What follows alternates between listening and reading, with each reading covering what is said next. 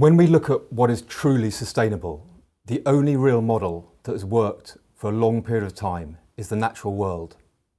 Today, we'll explore the conscious emulation of nature's most effective structures, processes and systems through the philosophy and idea framework that is biomimicry.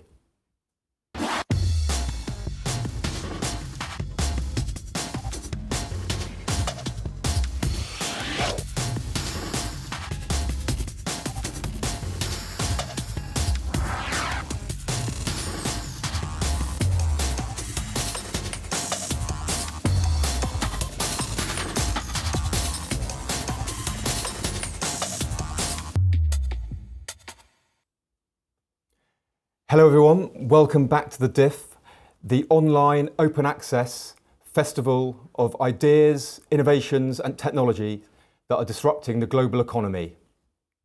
We're about halfway through the DIF right now, and what an amazing feast it's been so far.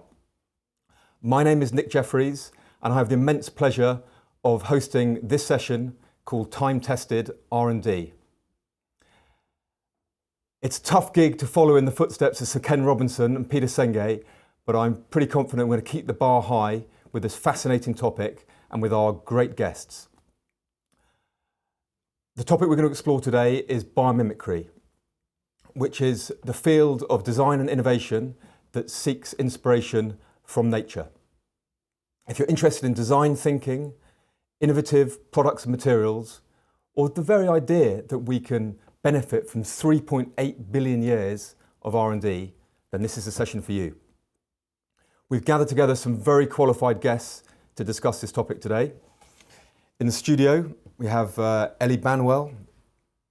She's a beatnik scientist and designer who dreams of a world where business and nature works together. She's done a number of her theses has been on a variety of topics from regenerative medicine to linguistics. She spent a bit of time in Japan and she's one of our Schmidt-MacArthur Fellows. Welcome, Ellie. Thank you. Also in our studio, we have Michael Pawlyn. Michael established his company Exploration in 2007 as a design and innovation company focused on biomimicry. He's worked on a huge range of building, energy, food and horticultural projects, including leading one of the design teams for the world famous Eden project. He also conceived and delivered a working version of the Sahara Forest project. Welcome, Michael. Hi there. And lastly, of course not least, all the way from San Francisco, we have Beth Rattner. She is a lawyer and executive director of the Biomimicry Institute. Prior to this, she worked with William McDonough and Michael Braungart on the Upcycle, the sequel to Cradle to Cradle, and went on to co-found the Cradle to Cradle Products Innovation Institute. Welcome, Beth. Thanks, Nick. So thanks for joining us today. By way of just a sort of an appetizer, a quick amuse-bouche, tell us something interesting that Mother Nature has taught you recently. Ellie, can we start with you? For sure. One of the things that I've been reading a lot about just in the last week or so is how nature makes good group decisions. It uses something called quorum sensing, which sets a threshold for agreement within a group of individuals, and it's a much more successful way of making decisions as a group than any of the ways that humans use. Excellent. Michael? I've just been reading about the sandcastle worm, and the sandcastle worm makes these colonies out of little pebbles that it glues together with a biodegradable 2-part epoxy which can set underwater, which is pretty amazing. And that's now being used to inspire new types of medical glue that can provide better performance than super glue, which was actually invented as a way of treating battlefield wounds. Yeah, excellent. Beth, have you learned anything from nature on your walks around California? That's right. Nick thinks all I do all day is spend my time outside walking, which is a lovely vision of what I wish I did. We just had the Biomimicry Global Design Challenge Awards, and so we had teams from all over the world sharing their innovations inspired by nature. And the one that really stuck out for me was the cushion plant, which exists all the way up in the high mountains of Chile, and it's called a nurse plant. And basically the way that plants really adhere in these harsh conditions is by being protected by other plants. And that level of cooperation that we see with the Ureta plant and that we're seeing through some of these designs is really inspiring, because we usually think of nature as being competitive with each other. This bush competes with that tree, but it's actually not true at all. They help each other all the time. Fantastic. So we've got decision making, we've got underwater adhesives, and we've got nurse plants. Yeah, I can already feel the creative pulse quickening here. So before we dig in, at the Diff, we love to get feedback and participation. We're looking for your questions, your comments, any of your sort of interjections, which you can send to us either via Twitter or just by typing a message underneath the video box. Any observations or lessons from nature that you've personally experienced would be especially welcomed. Michael, in my introduction, I referred to biomimicry as a philosophy and an idea framework. Was I right? Was I accurate? Is it a science? What is biomimicry? You could look at it that way. I mean, I look at it as a way of drawing on a fantastically rich source of solutions. So, often when you look at sustainable design, you think it seems to use the same rather predictable solutions. And the great thing about biomimicry is that you've got this fantastic catalogue of proven solutions that you can draw on, and often come up with much better solutions that use resources much more efficiently, that are completely zero waste and non-toxic and so on. So that's why it's such a powerful source of ideas. Yeah, great. And from a lot of your career, you've been asking nature questions about the built environment, building more effective systems in the built environment. In fact, in 2011, you published a book on this subject, Biomimicry in Architecture, where you ask questions such as how would nature design zero waste systems or manage water or other things. Yeah. So you're just about to publish an update to that book. Yep. What have you learned in the last 5 years? Well, what I've learned in the last 5 years is that there are a huge number of people doing really interesting things with this. And part of the motivation for writing the book was to show that there is this huge breadth of solutions, because architects have been aware of biomimicry for quite a long time, but for quite a long time it was just the same old candidates that were coming out. It was sort of shells and spiders' webs and so on. And the truth is that there's just so much more to it than that. And so each chapter in the book looks at a different aspect of the built environment, starting with efficient structures, then looking at materials, zero waste systems, how we manage water, thermoregulating, light and energy, and so on. And in every one of those, I found a great range of ideas that people have been working on. And since writing the first edition and now the second edition, which came out last month, there's just been a wonderful flourishing of beautiful projects that are being explored in this area. Yeah, and you've got one, I was talking to you earlier, you've got one brand new chapter in the book. What does that cover? It was something to do with light. Yeah, so the new chapter is about light. So bringing light into buildings, particularly workplace buildings, is a big part of designing a healthy environment, and also a good way of saving energy. And the truth is that daylight is the light source that we have evolved with, and actually our circadian rhythms are perfectly tuned to the changing colour of light. So if you can design a building that is, as far as possible, fully naturally lit, then it's likely to be a low energy building and a building that is better for people. Yeah. And so I look at examples of bioluminescence, I look at examples like the spookfish, which has these amazing mirror structures which can focus light. And even biological organisms that can create pretty startling and spectacular lighting effects, like the squid, and there's a quite amusingly titled fruit that's called the bastard hogberry. Yeah, interesting. So, I mean, how would you practically emulate that, or practically harness those kind of techniques or processes? I mean, well, what you need to do first of all is to define the function that you're trying to address as carefully as possible, and think about it in terms of its context and so on. And then you need to look at how that kind of function has already been delivered in biology. And then once you've understood that, then you can often see a way of translating that into a solution that suits human needs, an innovation, basically. Yeah.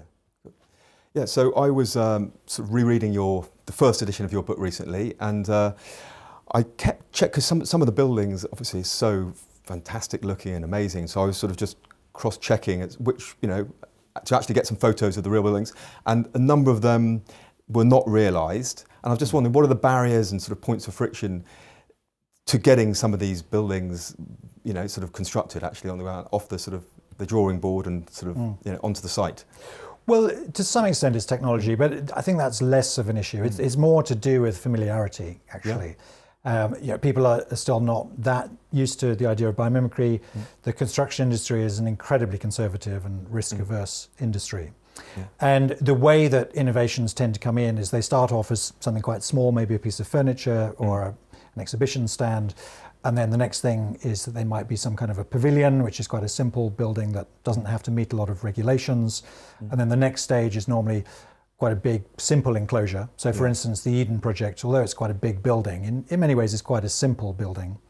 And then ultimately you need to get to a fully integrated complex building.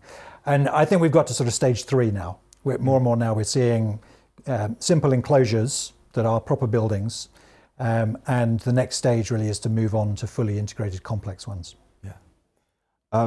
Beth, you've worked with a lot of commercial companies, sort of inspiring them to look to nature for, to solve some of the design challenges. Does any of the challenges that Michael was just talking about sort of the risk-averse aspects, does that resonate with you? Have you come across any of those points of friction? Completely. Yeah, sorry, I didn't. Absolutely. It's kind of, my favorite story about that one is interface, which Michael knows really well. So when you have a solution like the tactile, which is what Interface created using this novel source called gravity to hold carpet tiles in place, we thought, how are we ever going to get these carpet tiles to stick to the ground? How about gravity? But you had to redesign the carpet tile to do so, right? So inspired by the gecko feet and inspired by bird wings, all of a sudden these interlocking tiles made a huge difference in being able to stick down. So now all of a sudden, when you're done with the tile, you can pick it up, you can replace a single one, etc. Huge cost savings for the companies because now all of a sudden they're not responsible for their waste. Huge interior, volatile organic compound benefits as well. Lack of cost from the glue adhesion, and so therefore labor costs as well. All of that didn't matter. The carpet sales it took a long time before carpet sales were still able to come up to ordinary standards because people just weren't used to it. Now that it's accepted, it's completely changed the market. But it took a long time and for no good reason because cost was, all of the savings were there. Yeah. So it took a long time for sort of the demand for these new carpet tiles to increase. But what did it take within the organisation to sort of, to experiment and to try this new technique or this new approach? Yeah, in the Ferminian report done by under the Da Vinci Index at Point Lomas, they talk about management as being the number one indicator of whether or not a project is going to succeed. It's not about how good the innovation is. It's really not about how novel or sometimes even the cost savings. It's how willing the management is to experiment. And in this case, you had Ray Anderson, who was really committed to the concepts. And in fact, since Interface continues to lead the way in this very traditional industry, as Michael called it. Yeah, cool. So you mentioned the Ferminian Institute report. So you work with the Biomedical Institute, a non-profit based in Montana, set up in 2006. Happy birthday, by the way. Happy 10th birthday. Thank you. To share nature's lessons to those who design and make our world. So this report, which I read recently as well, it estimates that bio-inspired innovation could add 450 billion to the US economy and create 2 million jobs. That's a huge claim. Can you help us understand how this might play out? How can we use nature-inspired ideas to create a healthy and thriving job economy? Yeah, I think it starts with being less bad. As Bill McDonough has that chart, going from less bad to more good. I think that the very easy wins in the beginning, this is just like what's characterized as sustainability movement as a whole for the last 10 or 15 years, as long as I've been in it. You have to first show ROI. And so cost savings is a big part. Sticking with the carpet example for just a second, they were able to divert 420 million in costs. This is over the course of about 10 or 15 years. this is $1 billion a year company. That's significant savings. And especially when you have to think about, again, these ancillary materials like the glues itself. I mean, it starts to change. And that was just also from not just the way that the tiles adhered, but also non-directional. So now all of a sudden you don't have as much waste. Now you don't have to get that waste to a landfill. It's a cascade of cost savings. The other one I really love is looking at Altair OptiStruct, which uses a bone algorithm to lightweight a plane, right? By up to 40%. Boeing is using this right now. It's because your bones in your body are constantly shifting through these crystals. Where do you need more pressure support? Where do you need less? That is an algorithm. That algorithm has been translated into a software program that then these companies submit the chassis of their cars, the chassis of their planes to run through the algorithm, which looks a little bit like a 3D box with a whole bunch of Swiss cheese holes in it, where the holes compress when you need more support and they open up when you need less. That whole design prospect, if you can lightweight a plane by 40%, you're saving a lot of material costs. So just in cost savings alone, and Pack Scientific and the spirals and moving 7 million gallons of water a day on 300 watts, I mean, that's 3 light bulbs. Now all of a sudden you don't need chlorine in your water, you don't need the high energy costs. So I think that cost savings and ancillary benefits like chemical costs, that's where you're going to see it at first. And then there's new markets, and then we can talk about that later. Great. So what are the jobs then? So you talk about these 2 million jobs. What can you sort of describe what those jobs might be, or just paint a vision of this thriving job economy? Sure. I mean, I think it's going to be on the materials front, to be honest. I think we're going to see a massive innovation on the materials front. And you look at, so let's look at pigment for a second. Pigment, in just India alone, we're putting about 425 million gallons of toxified pigmented water into the system every day. And so what does it look like when you start to change how light, basically how nature uses color and pigment, which is through light, constructive interference. Think of a whole bunch of railroads or railroad ties next to each other, and where the light prism is using only one aspect of that prism is showing, and they're canceling out the other colors. So you're seeing only the blue and the blue morpho butterfly, not all the other colors of the spectrum. So now you have a giant new market for how to create pigment, and you could do it on, think about the walls in your house, the colors in your fabrics. So I think we're going to see it on the chemistry front when we talk about the creation of new materials. And I think Ellie's going to talk a little bit about nano specifically having a critical role in that. We are so primitive in our materials palette where we are so far. The creation of new materials is absolutely the boom of the future. And when you think about, sorry, one more thing, like the entire petrochemical industry is subsidized by the fact that we drive cars and we use huge amounts of oil and gas every day. And so that's going to change when hopefully we get off of an oil-based economy.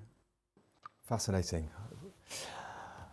So one of the resources that the Biomimicry Institute has hosts on their website is a asknature.org. I think we have which is an amazing resource. And well, rather than me describe it, we have a little video here that we'd like to show you. Yeah.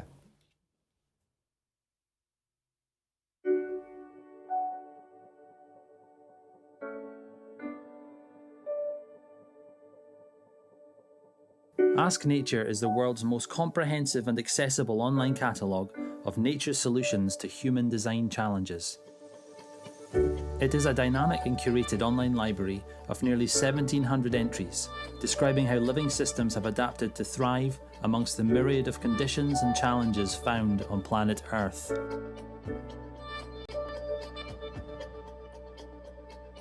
You can ask Nature your question in the search bar, or take advantage of the way that all biological information is organised by Ask Nature, by function. This powerful feature makes it possible for you to arrive with a design problem and learn how a variety of living systems solve similar challenges.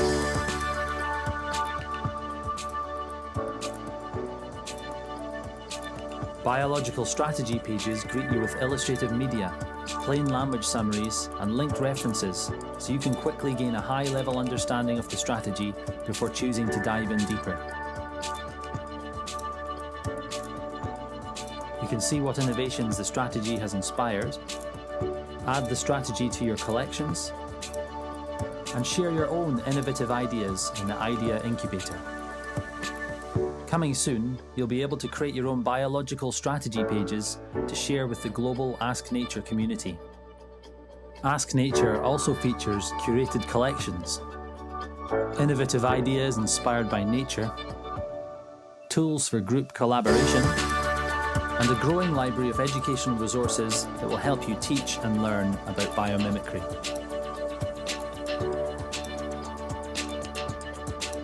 Whether you're a student, educator, scientist, entrepreneur or designer, Ask Nature inspires us all to ask, how can we learn from nature to live sustainably on our shared home, planet Earth?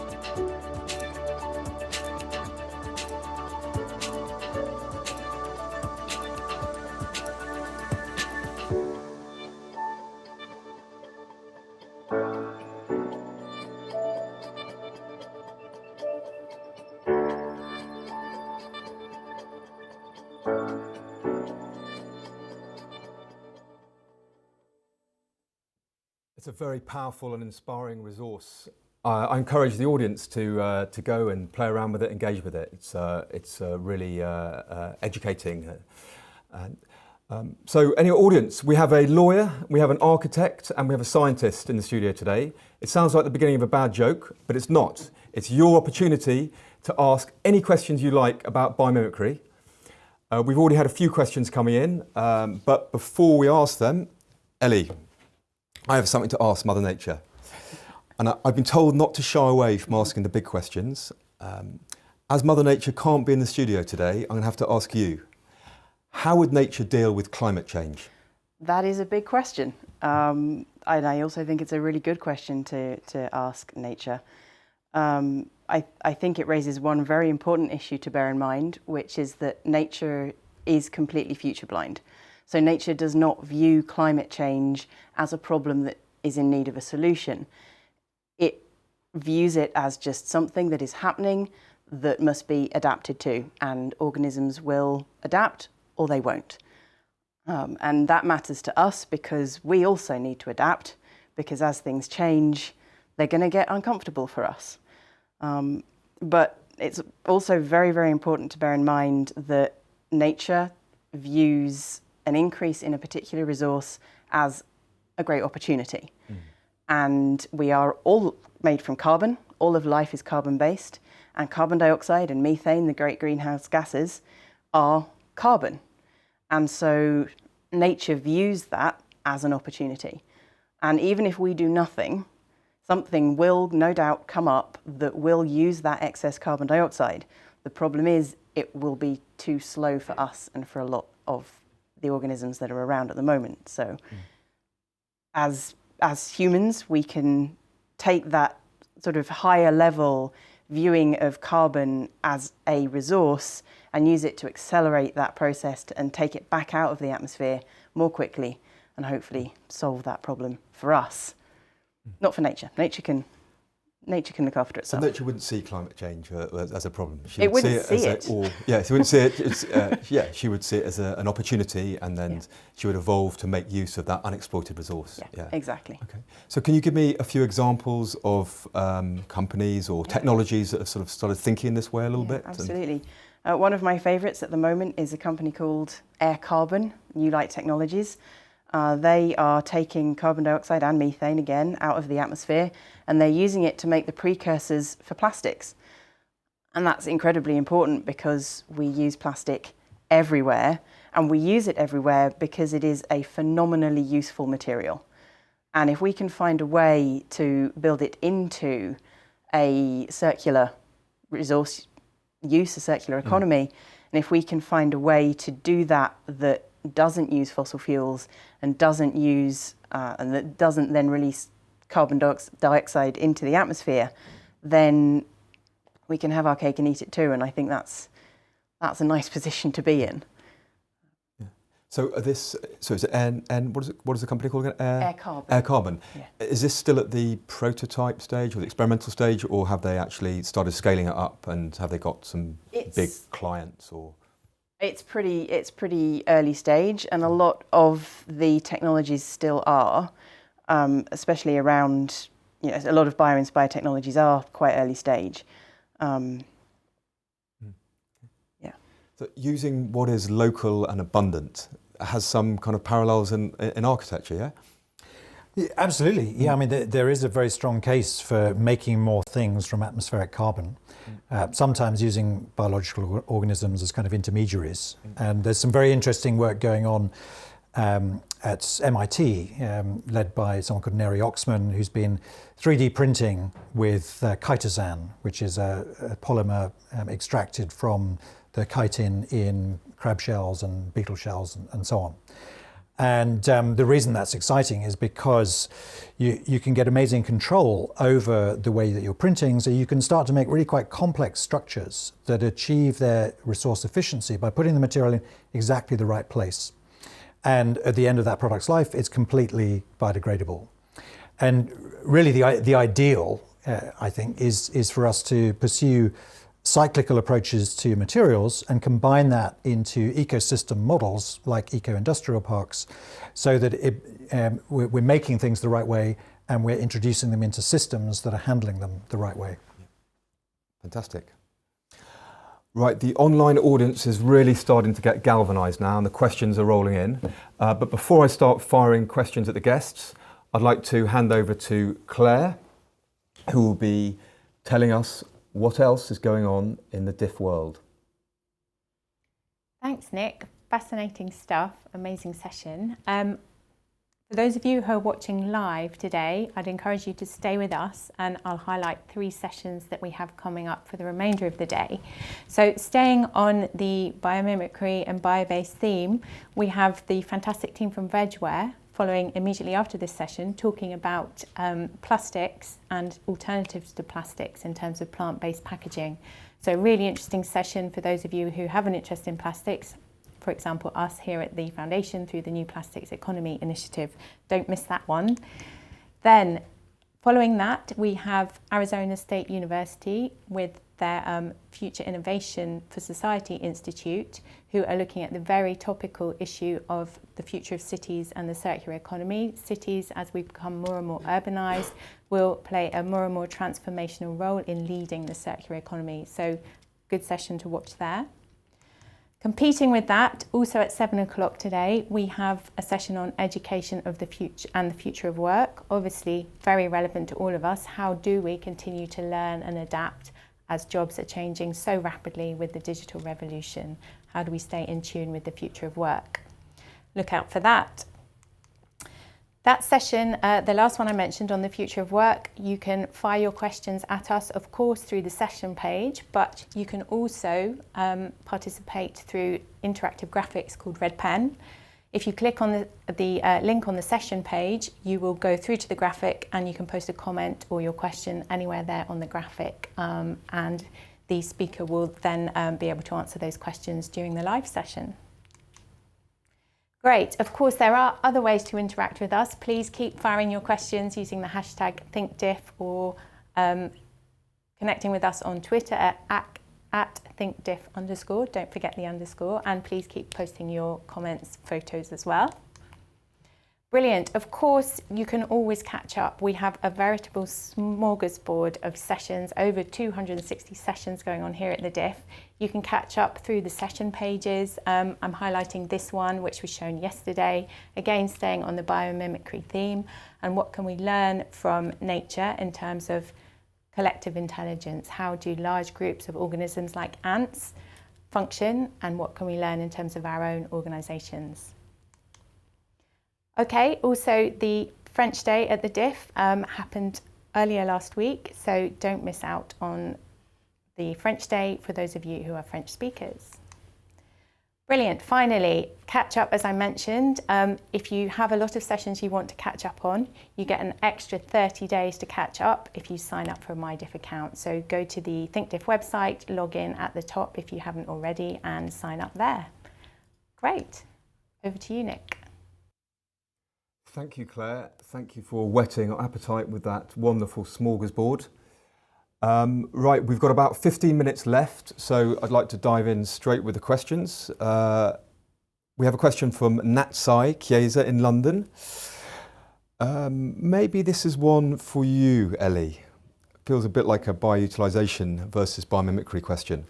What are your thoughts on designing and biofabricating with living systems, i.e. co-authoring with nature for systems and products? Do you see this as a post-biomimicry paradigm or part of an ecosystem of strategies for sustainable futures? Definitely the second one. The second one. The second one, yeah. I think humans tend to try and put things in boxes. Biomimicry is doing what is copying nature. Bioutilisation is using nature. And what we really want is a spectrum that uses all of those things. And one really strong reason for that is that nature is so good at nanomaterials that are non-toxic. And so we should absolutely use that tool along with our conventional engineering approaches if it's the appropriate thing to do. Fantastic. We have another one from Jules. I think this is a built environment one. So Michael, designing a healthy work environment sounds good for the people working them, but what research has there been into the impact and performance over time? I'm thinking of specifically what tangible evidence individuals can refer to when influencing internal decision making and investment in better working environments. It's kind of a biophilia one, I think, isn't it? Yeah, well, there is quite a bit of work that's been done. So there's a TED talk by a guy called Kemal Miatal about growing fresh air, in which he describes an office building in India, a 5,000 square metre office where they've kind of filled it with the right kind of plants, and they've monitored the results and achieved really quite remarkable results, actually. A 50% reduction in headaches and eye complaints, a 20% increase in productivity, even a measurable increase in blood oxygen levels. And then there's also some interesting research done by a guy called Craig Knight, who I think describes himself as a workplace psychologist, looking at different office layouts. And he compared what used to be referred to as a lean office layout. There was a theory that office space, to be most productive, you want a minimum of distractions, just bare walls, bare desks, and so on. And then they also looked at enriched environments and enriched empowered environments where people can choose exactly how they lay things out with posters and pot plants and whatever. And they found that the enriched empowered environments performed way better than the lean office environments. Fascinating. We have a question, maybe Beth. A question actually for me. So when we spoke sort of a few weeks ago, we were talking about we're a bit primitive with our use of materials. We have a terrible materials palette. Can you tell me a little bit more about how nature approaches materials and how we can expand our palette? Yeah, sure. We're as I said before, we're entirely, if not entirely, but largely petrochemical based at the moment, and that's a subsidized industry that isn't good for anybody at this point. So we need to actually be more creative with the polymers and the materials that we create going forward. And a really good example of that, like I was saying before, let's look at the butterfly for a second. So it's completely a lightweight material that is waterproof, and it handles color beautifully and brilliantly, and it's durable color, right? This is a problem that we can't achieve yet with our textiles. And yet at the same time, we're killing off 50% of the butterfly population every year. So we're killing off the very organism that can get us out of the problems, right? So I feel like part one of the answer there is conservation. We have to be really mindful of the fact that we are killing off the very species that's going to get us out of this mess. And yet we sort of turn a blind eye to that fact. I think on the second front is we are seeing more creative uses of bioutilization. We're seeing algae materials. We're seeing materials that can be grown, not just from carbon sources directly in terms of sequestration, but also like literally quite grown, that can achieve these, cellulose, lignin. These are waste products that we have in our current system, and nature uses these combinations to achieve really durable or weak bonds depending upon what we need. So as soon as we learn to use the waste products that we have available to us, whether that's carbon or whether that's waste from ag, we're going to be much more advanced in what we can create that's completely benign, if not beneficial, Yeah. to the environment. So we just shouldn't view it as waste. I mean, there is It's no such thing definitely as not waste in nature. Yeah. That's right. We have a question from Colin. I wish I'd heard about biomimicry at school. When will this become mainstream, and what should educators do if they want to teach biomimicry? Yeah. Beth, you've been doing a lot of biomimicry education. I think this is one for you as well. Sure. It's critical. And honestly, we're starting now with K through 12 here in the States. We're trying to get it to be a nationally recognized part of STEM and next generation science standards. There is a window of opportunity right now, Nick, that is unprecedented. California has 6.2 million kids. Texas has about 4 million kids. As goes these two states, so goes the rest of the country in terms of nationwide adoption into textbooks. So we are working really closely with advocates in both of those states to get curriculum into that level. At the same time, we have this design challenge that works with our university affiliates. We're working with engineers for a sustainable world. We are getting this into the university level as well, where they can apply biomimicry is hard. Let's be really clear. Like, it's not easy to be inspired by an idea and to derive the function appropriately and then make that translation into our current primitive material palette. So you have to practice. So that's the two ways that we're doing that is, like I said, through systematic approach to K through 12, and then also through our university affiliate program and the design challenge. Yeah, we're struggling, or sort of we are looking at ways of getting the circular economy more into the sort of curricula around the world at the moment. Right. So maybe this should be sort of more the systems thinking thing, and then all of these sort of topics fall under that one big topic, isn't it? Getting our children to think in systems more. Yeah, it's absolutely true. And a background with Cradle to Cradle, and certainly working with you guys in Circular Economy 100. It's right now what we need is the whole thing to work together, right? You need to understand the cost savings implications. You also need to understand like I said, materials development, but you also need to understand design. I mean, and these things are not siloed, and the next generation science standards actually says these have to be interwoven. Otherwise, we're lost. Yeah. So, Michael, the Egyptians, we've been observing and copying nature for years, for hundreds of years, thousands of years. Egyptian columns were based on nature. Palm trees. Leonardo, I think, was an avid nature gazer. I think even the Wright brothers were pigeon fanciers. However, biomimicry has seemed only recently to have sort of solidified into a sort of a movement. Yeah. Why now? Well, what we have now is just the massive advantage of superior scientific knowledge. So, scientists are revealing more and more about nature's secrets. So it's easier to understand what's actually going on, how the function is delivered. And also, I think we're getting much better at designing and developing design tools, digital design tools, that allow us to get closer to the way things work in nature.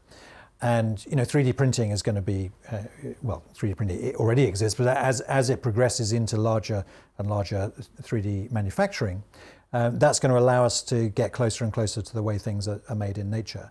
So I think there are quite a few reasons why now is an absolutely golden opportunity for biomimicry. Yeah. So there was nature is able to has to conserve energy, but can be frivolous with design or something. There was a particular will our sort of 3D printing will that unlock that, because nature uses very kind of intricate structures that before we couldn't achieve. Yeah. So there's a biologist called Julian Vincent who says that in nature materials are expensive and shape is cheap. That's it. Yeah. And in conventional building construction, it's been the opposite. Complexity has generally meant added cost because it's more difficult to make and so on. But now that barrier is diminishing, and actually as 3D printing progresses, it should actually become cheaper because it will lead to solutions that use less material, and there's no cost penalty for the complexity. Yeah, excellent. Ellie, question for you. What is the biomimicry methodology? If a designer is confronted with a design challenge, how would they practically employ this methodology? What would their sort of approach be that utilises biomimicry? The first step, the most important step, is to look at the function that you are trying to achieve and ask and biologize it. Ask the question, instead of a tent, how do I, how is this tent kept waterproof? You would ask the question, how does nature manage water? And then you look at the context. A tent is outside in the environment, so how does nature manage water falling from above? That sort of question. And then you go to the tools like Ask Nature that are available, and you try and find scientists who might have answers to the questions, and you ask, you answer that question. How is nature solving these problems? And then when you have a feel for how nature solves it, you can abstract it, you can turn it into a design. Look for the patterns, look for the common themes across multiple organisms that tell you how, that give you the underlying patterns that might help you solve a particular problem or set of problems. And then create, design, go out and change the world. Yeah. So a key starting point is to be able to frame the question in the right way. Yeah. Yeah, that nature is able to then answer. Yeah, okay. So what can we look forward to in the next 5 or 10 years? What are the breakthroughs we can look forward to? Where's this all going? Maybe I'll start with you, Michael, and then I'll take you, Beth, afterwards. So maybe I could just show the model that we've been working on, because one thing I've found is that with ecosystem models, and this is one example. This is a project where you've got a number of technologies, and you're trying to get them all hooked up together. These are the inputs and these are the outputs, so that it moves towards being a highly productive zero-waste system. And people sometimes look at that and think, well, that looks hellishly complicated. In truth, it's nowhere near as complicated as real ecosystems. And we've been working on a design tool that makes it easier to actually model these. You can put in the various technologies, you can connect them up so that the output from one becomes the input for something else. And then you can let it run, and you can see how it's actually performing, what are the underutilized resources, and those are opportunities to add something to the system to create more value. And you can also use this to test for resilience. So you can just break one of those links, and if that throws the whole system into breakdown, then it shows that you need to add further redundancy and resilience into that system. So I think we're going to see more and more useful digital design tools to help us get closer to ideal solutions. Incredible. Beth, what can we look forward to in the next 5 or 10 years coming out of the biomimicry space? Yeah, well, funny, 5 years is close to 4 years, which is the current administration of the United States, which is really That's one thing we can look forward to. on my mind at the moment. And I have to say that what we're going to see a lot more of is decentralized solutions. I mean, we may have a climate denier in the White House, but everybody else seems to recognize that this is a real threat. So what you're going to start to see is biomimicry being used for lots and lots of innovation. What we have through our design challenge is a whole emphasis on entrepreneurship. Again, a really good indication of, big companies don't often innovate as much as small to mid-sized businesses do. We're going to see a massive uptake in the amount of entrepreneurs, the amount of SMEs that are going into this space, and they're the ones that are going to help use the capitalist system to change the realities, that maybe our government doesn't seem to recognize. Well, on that optimistic note, we're going to have to draw this session to a close. I feel as though we could have gone on for a number of more hours, but it's been a really rich conversation covering a diverse range of topics. If you'd like to learn more about the subject of biomimicry, then buy a copy of Michael's books, available at all good online bookstores. And he'll also be doing a session, well, it's actually a recording of a session that he did in Holland? In Utrecht, and that will be on Friday. You can also head to biomimicry.org, which has some excellent resources, including the asknature.org question portal, but also links to the Biomimicry Design Challenge, which Beth mentioned earlier.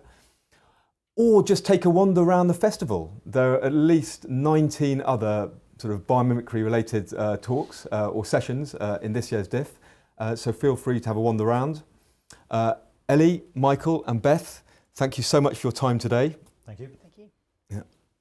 So we're only halfway through the Disruptive Innovation Festival. There is still a huge amount to look forward to, including immediately after this, as Claire mentioned, Vegware, we're talking about their plant-based packaging solutions. There's also sessions on regenerative cities, vertical farms, and the gamification of the circular economy. Of course, if you've missed anything, then everything that's been broadcast is available on Catch Up, so you can just watch it at a time that suits you. My last word to the audience is this. If you're stuck on a complex problem, you're scratching your head, looking for a little bit of inspiration, ask a simple question. How would nature do this? I think you'll be surprised and gratified by the answer. Thanks for tuning in, and see you again soon.